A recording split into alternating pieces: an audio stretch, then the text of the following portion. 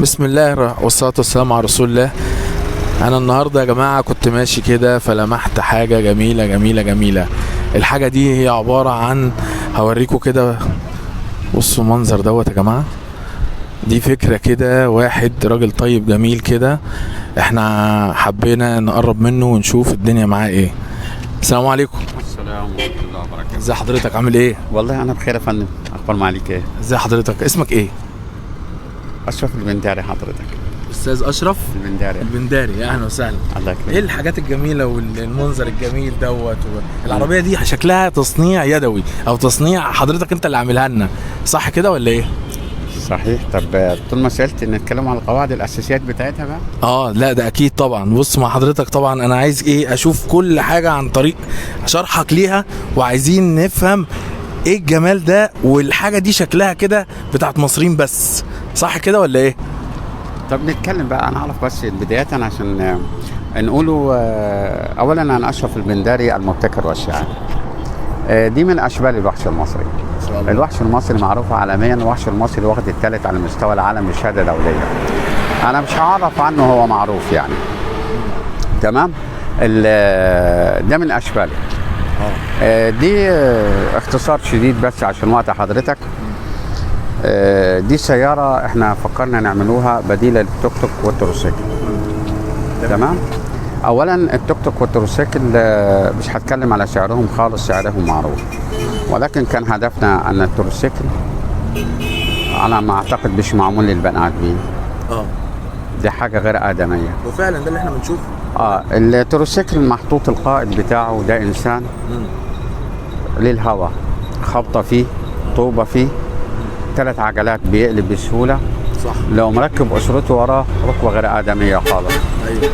فإحنا كمصريين ومسلمين ومسيحيين فما ينفعش أن احنا ما نحترمش الإنسان ده.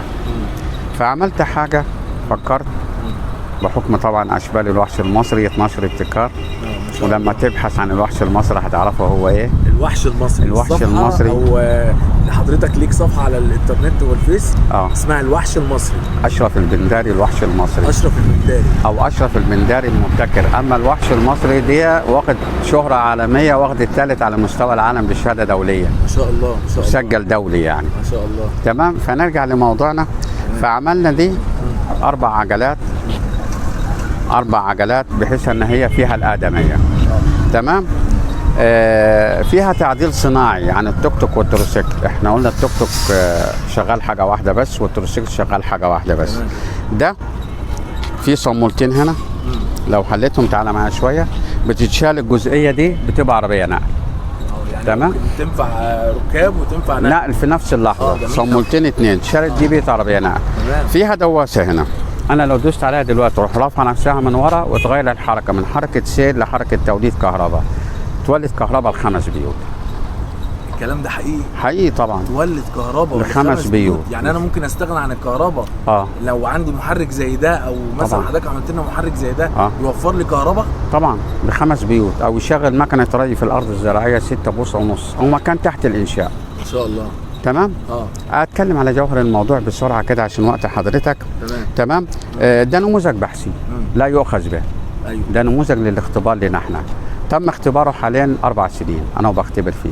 حضرتك اللي بتختبره؟ انا اللي بختبره بنفسي. عشان كده انت في الشارع وعلى الملأ كده فبتجرب، وبعيش نفس الدور اللي هيركبه المستخدم ليه، الراجل البسيط، نفس اللبس بتاعه، نفس الناس بتعامل معاها، نفس القعده. عشان اقدر اعيش ازاي الراجل المستخدم هيستخدمه وايه اللي هيقلمه في حياته، واقدر احسنها حتى بنفس اللبس ونفس الطريقه. زي السواق العادي، سواق التروسيكل، سواق التوك توك، سواق العربيه. فانت حضرتك بتعيش الاجواء دي عشان يبقى الموضوع يعني صحيح. انت بتجربه فعلي على ارض الواقع. صحيح صحيح. زي ما انت قلت، وبركب زيه بالنفر وبرجع والكلام ده كله. ما شاء الله. يعني متجربه وتمام وبتحملها 4 سنين وانا المسؤول، وده نموذج بحثي ما شاء الله، وليس العمل النهائي. العمل النهائي بقى مش هيبقى خشب، هيبقى الجسم من الفبر. هيبقى الماده الجسم من الفبر. اشمعنى من الفبر؟ عشان حاجه بسيطه. ما عندناش وقت نروح للسمكري. نفس الوقت انا هوريك دلوقتي التصنيع بتاعها على علم جديد خالص، ما بروحوش لبتاع العفشه. دي فبر. لو ابن حضرتك امتلكت واحده وابن حضرتك كسر دي او خبطها، بتتشال الجزئيه دي بمسمارين، تروح تستبدلها من عند بتاع قطع الغيار وتجيب غيرها تربطهم بمسمارين، خلاص الموضوع انتهى. ولا نحتاج لسمكري ولا غيره، ولا عندي وقت اقف. ما شاء الله. الاهم من ده كله بعد ما نصنعوها في مصر ان شاء الله هيبقى ثمنها قد ايه؟ ربع ثمن التوك توك، وده الاهم. ربع ثمن التوك توك. ربع ثمن التوك توك ده يعني ربع ثمن التوك توك ده يعني ما يجيش اقول لحضرتك ايه ثمن فردة كاوتش دلوقتي العربيه او فعلا. حاجه. فعلا ربع ثمن التوك توك ده مبلغ بسيط جدا جدا. دي تكلفه عربيه زي حضرتك هتصنعها لنا وتنزلها لنا على ارض الواقع. طبعا حضرتك بتتكلم جد، حضرتك بتتكلم مسؤول. فعلا الكلام ده حقيقي ومسؤول عنه. مسؤول عنه طبعا. ما شاء الله ما شاء الله. اقول لحضرتك ازاي؟ اقول لحضرتك ازاي؟ ابن حضرتك المهندس هيقعد لي على الكمبيوتر ديزاين عشان يرسم لي الشكل ده ويطور لي فيه كل سنه. تمام. اللي ساكن جنبي في الشارع اللي ما خدش الا دبلوم هيقف لي على المخرطه عشان يصنع لي قطعه الفتيس دي، فمن حته حديد بجنيهين عملت جزئيه مش هنستوردها بالدولار. اللي واخد معهد فني هيعمل لي البدال ده اللي هو معمول من الخرده والزباله، تمام، ومش هستورده. تمام كده. يا ريت تقعد. فعلا بسيطه خالص يعني. هنعملوهم هنا. تمام. هتقعد لي شويه كده، بص لي على العفشه كده من قدام.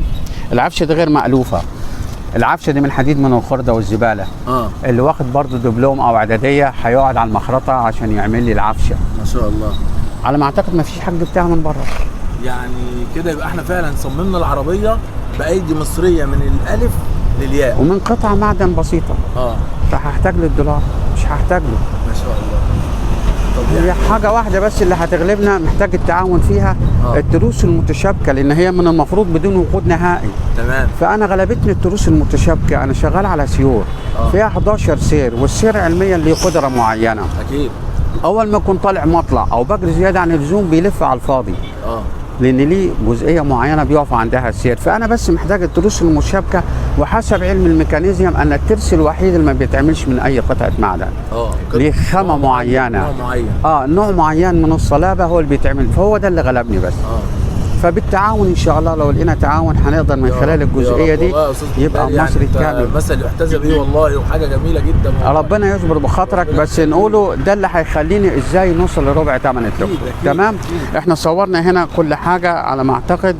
تمام. في اي حاجه في جزئيه انت هتركب معايا معلش، وهنلف بيك لفه هو بيصور عشان تعرف ان هي تمشي، ربما يكون واقفه كده شكل يعني.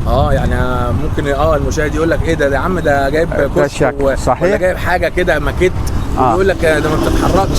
صحيح. لا ما شاء الله عليك، دي حاجه فكره جميله برضه. لا هتركب معايا نوريها برضه للتصوير. يبقى احنا قلنا اهم حاجه فيها ان فيها تعديل صناعي زي ما احنا قلنا، اتكلمنا عنه. اتكلمنا على سعرها، اتكلمنا ان كله تصنيع مصري على علم جديد. الاهم من ده كله بيدرسوا في التجاره ايه؟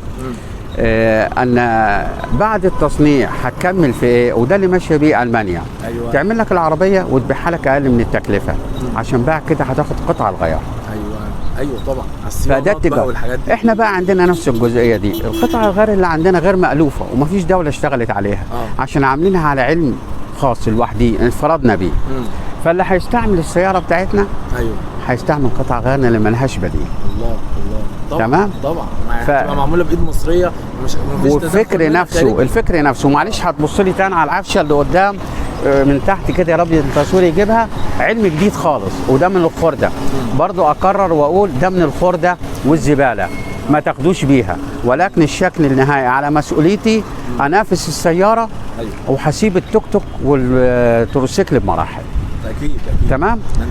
انت سهلت على الناس حاجه بسيطه زي كده، لان معروف ان التكاتك والتروسيكلات ما بتشتغلش الا في الاحياء اللي هي الداخليه، ما بتشتغلش خارجي. لا وبعدين في جزئيه اهم، ما فيهاش امان، لكن انت عامل لنا حاجه هنا في حاجات فيها وسائل امان كويسه جدا يعني. لا وفي جزئيه اهم. احنا دي معلش احنا مسمينها سياره الاسره. دي معموله كده للمدام بتاعت البيت. تعالى معايا كده اصورها من ناحيه. تعالى بص. انت ما تقدرش او ما ينفعش تجيب لمرات حضرتك او المدام توك توك تودي الاولاد المدارس وتجيبهم. لا ما ينفعش طبعا. لكن لو سياره زي دي بطريقه صحيحه هي معموله للاسره. وطبعا برضو ممكن بتتقفل وليها ابواب، ليها زرار بتدوس عليه بيطلع الشمسيه. دي كابورليه بقى. زي العربيات الكابورليه. تدوس على الزرار بتطلع الشمسيه في حاله المطر، لو عايز تخليها فسحه كده شغال.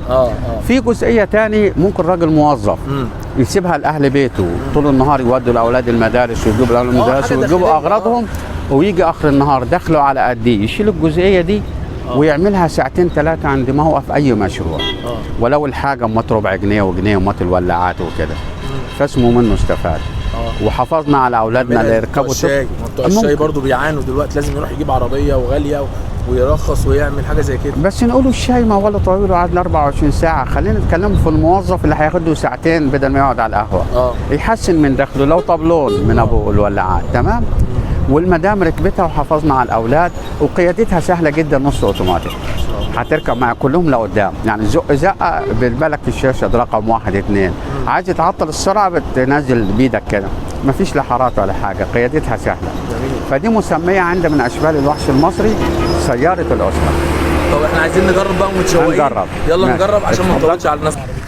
طب احنا طريقه القياده بتاعتها والفتح، بتفتح كده وبتدوس على ده بس كده كده دارت، تمام. اتفضل حضرتك.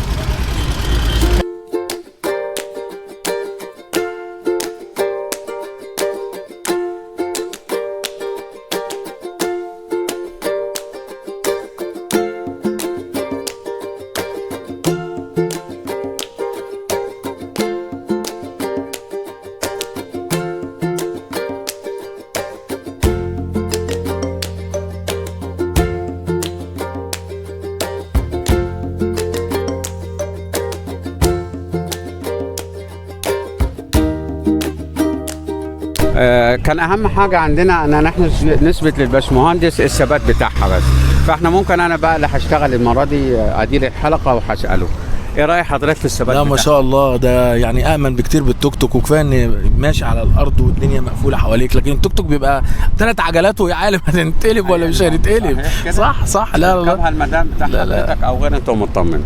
والله ربنا يبارك لك، وان شاء الله كده من مزيد من التقدم، وربنا يكرمك ان شاء الله، بدل العربيه يبقوا 1000 عربيه ومليون عربيه كمان. اتمنى هي تخرج للنور وينفع ربنا بها الراجل البسيط، بدل ما بنستورد من بره والدولار يوصل 45 و50 ويتحكموا فينا. ده املنا كده ان شاء الله. والله لو قدرنا نصنع حاجه زي كده هتعطل، خلينا نقول تعطل وبلاش تنهي. استيراد 4 اشياء: التروسيكل، التوك توك، السياره الصغيره. في عندنا واحده تاني احنا عاملينها هناك اسمها سياره مشاريع، وبتشتغل بديله للسوزوكي، فيها 7 كراسي. دي هاجي لحضرتك يوم تاني نعمل برضو ليها كده ايه، الناس تبص عليها برضو وتشوفها معانا. ما فيش اي مشكله، واسال ربنا ينفع بنا وبكم. ربنا يخليك والله، وشرفتنا والله، وانا متشرف جدا وبمعرفه حضرتك والله. الشرف لينا والله. الله يخليك. شكرا. الله الله الله على راجل جميل زي ده، مبتكر ومبدع، وللاسف في خساره مش لاقي فرصه او مش لاقي حد يتبنى فكرته. يا جماعه الراجل ده فعلا يستحق التقدير والاحترام، يكفي ان هو بيجاهد عشان خاطر يطلع فكرة للنور، بيحاول يعمل حاجة توفر للمصريين، توفر لهم فلوس، توفر لهم دولارات، توفر لهم جهد، توفر لهم وقود. عايزين يا جماعة فعلا اللي يقدر شاف الفيديو دوت ويقدر يساعد الراجل ده يشيره. راجل اعمال يكون بيتبنى الافكار، راجل الاعمال يكون بيحب البحث العلمي ويقدر يساعد الراجل دوت، يحط ايده في ايده ويشتغلوا ويشاركوا مع بعض ويطلعوا حاجة زي كده تقدر توفر لنا، ترحمنا من معاناة المواصلات والفلوس والمصاريف، ترحم الاهالي، ترحم الناس كلها من حتة ان في استغلال وجشع بيحصل بره في الشوارع. يا رب يا رب يا رب فكرته فعلا توصل للناس، والراجل ده فعلا يعني بيستحق التقدير والاحترام. عم اشرف البنداري راجل محترم، واحنا كلنا ان شاء الله بندعمه، ويا رب فكرته دي تطلع للنور. كان معاكم حميد وجبر الخواطر، وفعلا اللي هيعجبه الفيديو ده وشيره ربنا هيجازيه كل خير، وده طبعا كله جبر خواطر. شكرا ليكم.